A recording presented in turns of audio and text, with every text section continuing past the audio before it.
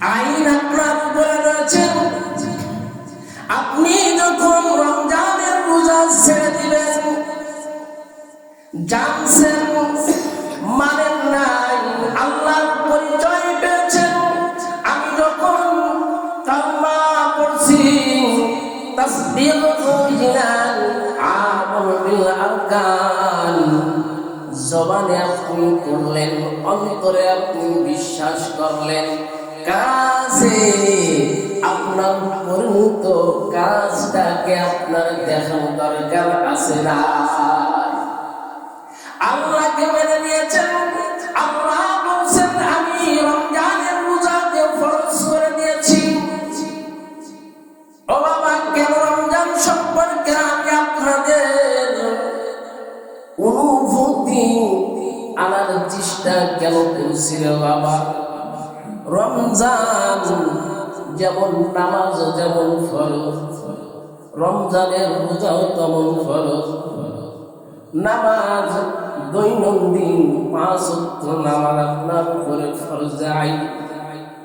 আর রমজানের রোজা 11 মাস গড়ায় গেলে একটা মাস আপনার রোজা রাখতে হবে। কত গুরুত্ব রয়েছে!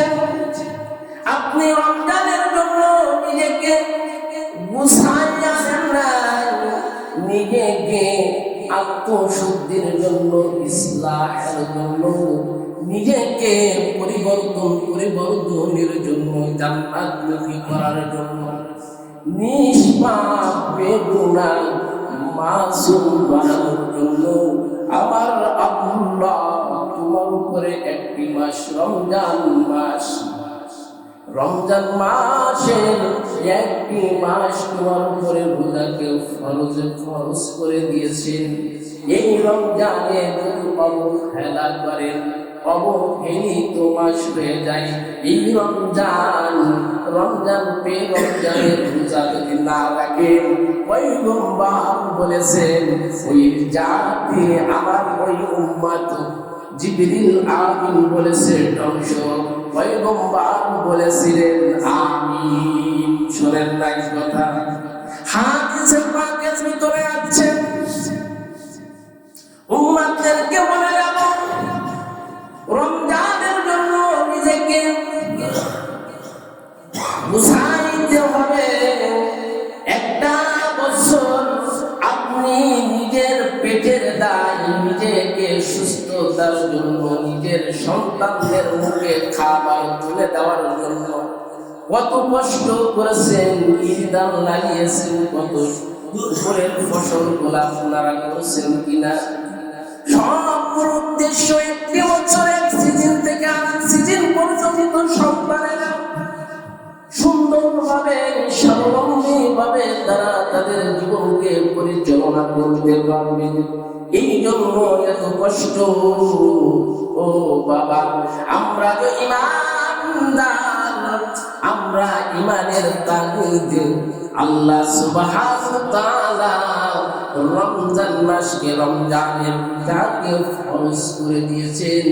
এই রমজান যদি আপনি রমজানের রোজা ঠিক মতন যদি না কাটতে পারেন রে বাবা, এই রমজান অবহেলিত হয়ে যাবে। এই রমজান আল্লাহর দরবারে, এই রোজা আল্লাহর দরবারে আল্লাহ আদা করতে পারবে। আল্লাহ তোমার বান্দা আমাকে কদর করি না।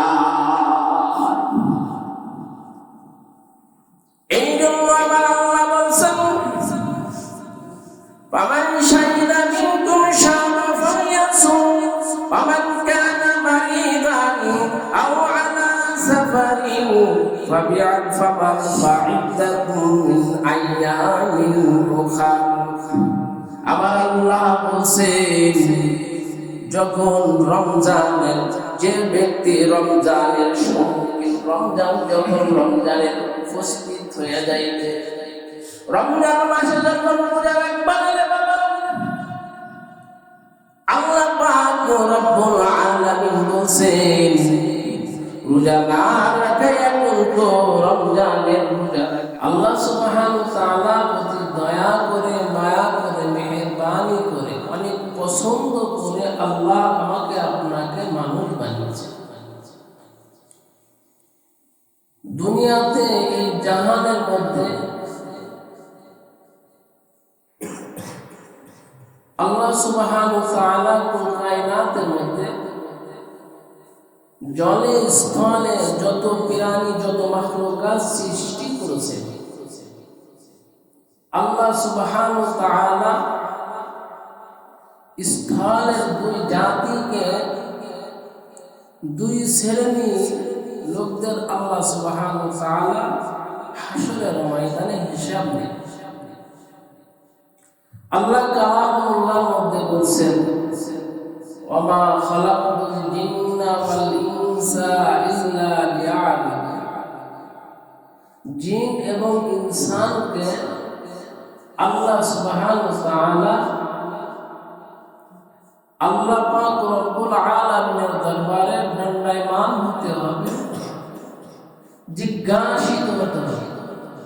আল্লাহ পাক রব্বুল আলামিনের কাছে জবাবদাহি করতে হবে, জবাব দিতে হবে। কারণ আল্লাহ সুবহানাহু ওয়া তাআলা বলতেছেন, বান্দা আমি এই দুই জাতি নেক আমল এবং বদ আমল গুলা ফেরেশতাদের মাধ্যমে আমি পেতে রাখি। আমি আর আপনার যে নেক আমল গুলা আছে সেটাও জমা হয়ে যাবে, আমার আপনার যে বদ আমল গুলা আছে এটাও জমা হয়ে যাবে। হাসরের ময়দানে যখন আমার আপনার হাতে এই আমল নামা, নেক আমল ডান হাতে দেওয়া হবে, বদ আমল বাম হাতে দেওয়া হবে। এই আমল গুলা যদি আমার আপনার হাতে যখন দিবে, যাদের ডান হাতে আমল নামা এসে যাবে তাদের অন্তরের মধ্যে খুশখুশি বাতাস, শান্তি বাতাস প্রবাহিত হতে থাকে। আর যাদের বাম হাতে এসে যাবে তাদের আর দুঃখের কোনো শেষ থাকবে। আল্লাহ বলতেছেন, বান্দা আমি এই দুই জাতির হিসাব নিই। এই দুই জাতির মধ্য থেকে আমি আল্লাহ মানব জাতিকে আমি শ্রেষ্ঠত্ব দান করেছি। সৃষ্টি কুলের মধ্য থেকে আমি শ্রেষ্ঠত্ব দান করেছি মানব জাতিকে। ওয়ালাকাদ কাররামনাহু বানি আদম, আদম সন্তানদেরকে আল্লাহ সুবহানাহু ওয়া তাআলা এত দামি করেছে। এই জন্য আল্লাহ সুবহানাহু ওয়া তাআলা এই আদম সন্তানদের জন্য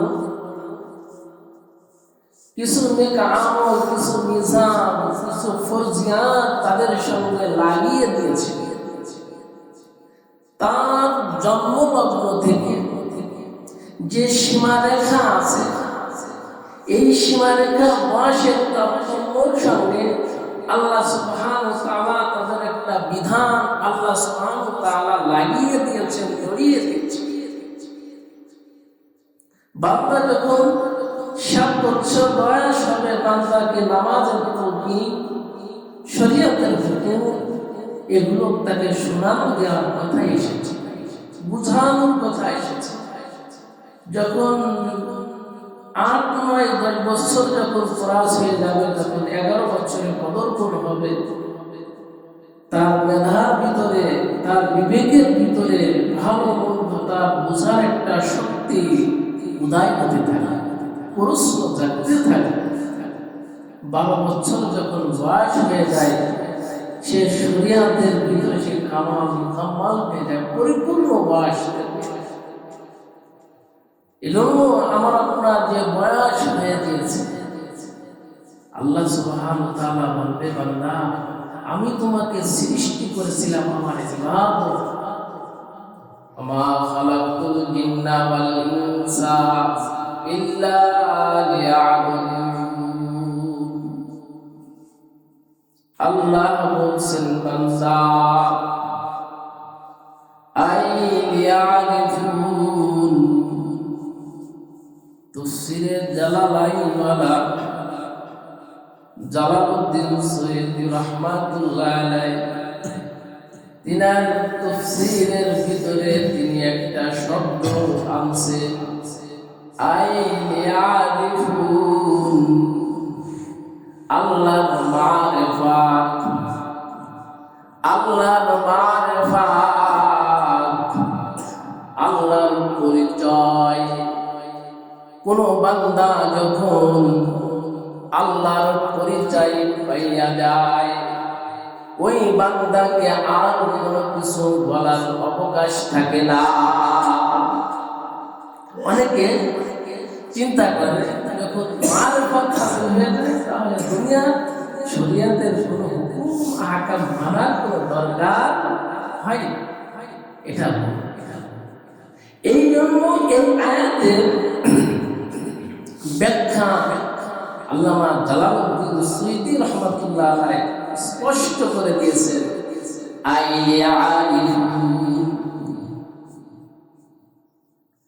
আল্লাহ যখন কোন বান্দা যখন পরিচয় পাইয়া যায়, আল্লাহর কাছে ওই বান্দার দাম বেড়ে যায়। দাম বেড়ে যায়। বান্দা যখন আল্লাহকে চিনতে পারে, বান্দা যখন আল্লাহর পরিচয় লাভ করতে পারে, তখন বান্দা আল্লাহর হুকুমগুলো মানতে শুরু করে। তার ভিতরে আহামিয়াত, তার ভিতরে গুরুত্ব পাইতে থাকে। উদাহরণ দিলে বুঝবেন না বাবা, আপনি যখন কোন ডিপার্টমেন্টের যদি কোন উচ্চ পর্যায়ে আইনের ম্যাজিস্ট্রেট যদি আপনি হন, যেটা আমরা গ্রাম্য মানুষ বাবা বুঝি, ইনি যদি কোনো জায়গায় মোবাইল কোর্ট বসাই, সবার কাপড় শুরু হয়ে যায়। কি বলতে কি বলে তাকে আমরা চিনতে পারি না। যখন ভদ্রলোক যখন এসে যায়, যখন জিজ্ঞাসা করে দুনিয়ার নিজাম, তার সঙ্গে কথা বললে তার ভিড় বেড়ে যায়। পরিচয় হচ্ছে সেই ম্যাজিস্ট্রেট, তার সম্মান অনেক। তার সে রকম বেআইনি কোনো কিছু দেখবে, ও মুসলমান, সরকারি চিলকুটে সে একটা চিলকুট লেখা দেয়, জরিমানা ধরে দেয়। পরিচয় যখন পেয়ে যায়, সবাই ভয়ে তার অন্তরে কম্পন শুরু হয়ে যায়। তারপরে তাকে মানতে থাকে, রে বাবা, এটা হচ্ছে দুনিয়ার নিজাম, পরলৌকিক জিন্দেগির নিজাম। আল্লাহকে কোন বান্দা কোন বান্দি যখন চিনে ফেলায়, তারা আইন যখন সে বুঝতে শেখে, তার পরিচয় সে যখন পাইতে শেখে, ও মুসলমান, দেখবেন সে প্রতিটা আমল, প্রতিটা হুকুমকে সে পুঙ্খানুপুঙ্খ ভাবে সে পালন করতে থাকে। আল্লাহকে চিনতে গেলে বাবা, যখন পরিচয় পেয়েছি রব হচ্ছে আমার সব, আল্লাহই হচ্ছে আমার সব, আল্লাহ আমাকে পালন কর্তা, রিজিক দাতা, সব কিছু আমার আল্লাহ আমাকে আপনাকে দিয়েছেন। ও মুসলমান, দুনিয়ার নিজামে অন্তরের ভিতরে এত কনফিউশন, আল্লাহর আইন যখন আমার আপনার কাছে এসে কানের নাকের ডগায় এসে যখন সরকারি যায়, তখন আল্লাহর আইনগুলো বাবা কেন ফলো করো না? দুনিয়ায় টাকা দিলে, জরিমানা দিলে আপনার মামলা শেষ হয়ে যাবে।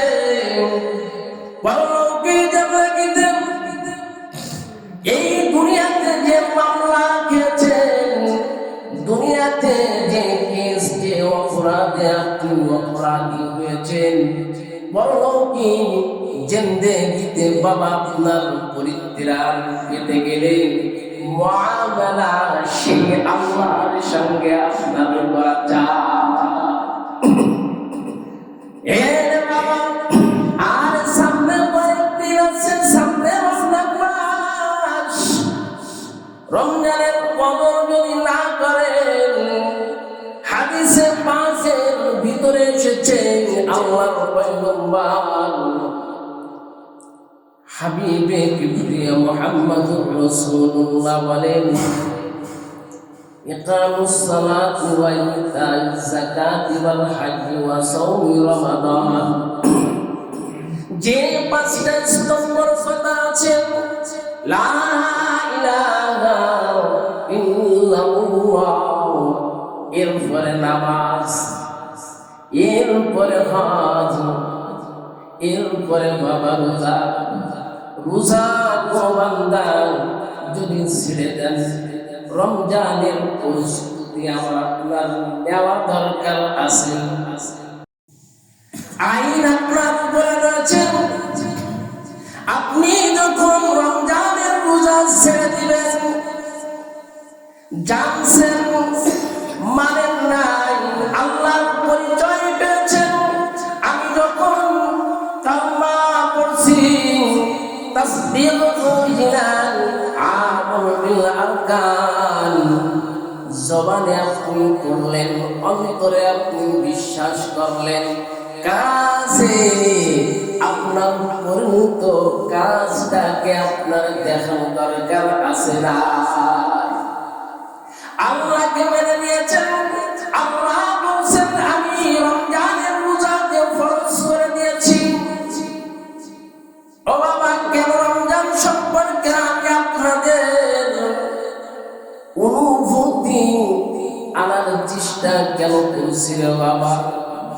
রমজান যেমন নামাজ যেমন ফরজ, রমজানের রোজাও তেমন ফরজ। নামাজ দৈনন্দিন 5 ওয়াক্ত নামাজ আপনার উপরে ফরজ আইন। আর রমজানের রোজা 11 মাস গড়ায় গেলে একটা মাস আপনার রোজা রাখতে হবে। কত গুরুত্ব রয়েছে! আপনি রমজানের জন্য নিজেকে গুছাইয়া নেন নাই, নিজেকে আত্মশুদ্ধির জন্য, ইসলাহের জন্য, নিজেকে পরিবর্তনের জন্য, জান্নাতমুখী করার জন্য, নিষ্পাপ বেগুনাহ মাসুম বানানোর জন্য আমার আল্লাহ তোমার উপরে একটি মাস, রমজান মাস, রমজান মাসের একটি মাস তোমার উপরে রোজাকে ফরজ করে দিয়েছেন। এই রমজানে যদি অবহেলা করেন, অবহেলিত মাস হয়ে যায় এই রমজান। রমজান পেয়ে রমজানের রোজা যদি না রাখেন, পয়গম্বর বলেছেন, ওই জাতি আমার ওই উম্মত, জিবরিল আমিন বলেছে ধ্বংস, পয়গম্বর বলেছিলেন আমিন। শোনেন না এই কথা, হাদিসে পাকের ভিতরে আছে, উম্মতদেরকে বলে যাব, রমজানের জন্য নিজেকে বুঝাইতে হবে।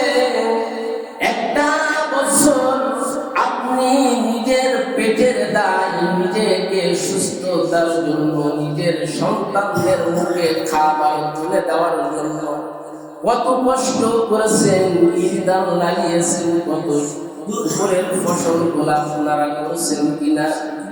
সবগুলোর উদ্দেশ্য একটি বছরের সিজন থেকে আরেক সিজন পর্যন্ত সন্তানেরা সুন্দরভাবে, স্বাবলম্বীভাবে তারা তাদের জীবনকে পরিচালনা করতে পারবে। এই জন্য এত কষ্ট। ও বাবা, আমরা যে ঈমানদার, আমরা ঈমানের তাগিদে আল্লাহ সুবহানাহু ওয়া তাআলা রমজান মাসকে রমজানের রোজাকে ফরজ করে দিয়েছেন। এই রমজান যদি আপনি রমজানের রোজা ঠিক মতন যদি না কাটতে পারেন রে বাবা, এই রমজান অবহেলিত হয়ে যাবে। এই রমজান আল্লাহর দরবারে, এই রোজা আল্লাহর দরবারে আল্লাহ আদালতে বলবে, আল্লাহ আমার বান্দা আমাকে কদর করি না। এই জন্য আমার আল্লাহ বলছেন, ফামান শাহিদা মিনকুম শাহরা ফালইয়াসুম ওয়ামান কানা মারিদান আও আলা সাফারিন ফাইদ্দাতুম মিন আইয়ামিন উখরা।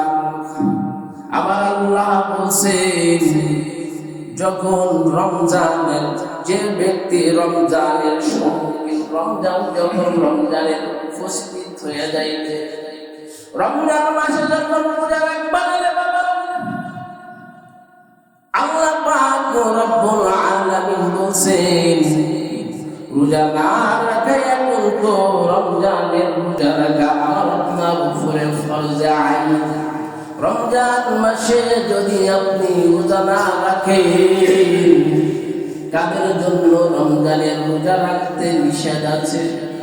আল্লাহ পাক রব্বুল আলামিন বলেছেন,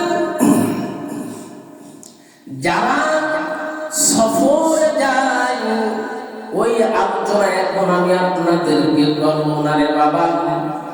একটা আলোচনা করি, যে আলোচনাটা হচ্ছে কোন মুসলমান কোন ইমানদার অসুস্থ, এমন মানুষ যে অসুস্থতার কারণে একজন ডক্টর, একজন দিনদার, একজন মাহির ডাক্তার তাকে পরামর্শ দিয়েছেন, তিনি লেখা দিয়েছেন, তিনি মুখে পরামর্শ দিয়েছেন, যে পরামর্শের ভিত্তিতে তাকে রোজাকে তাৎক্ষণিকের জন্য, ও মুসলমান, এটাকে মুখ করে রাখা হয়েছে।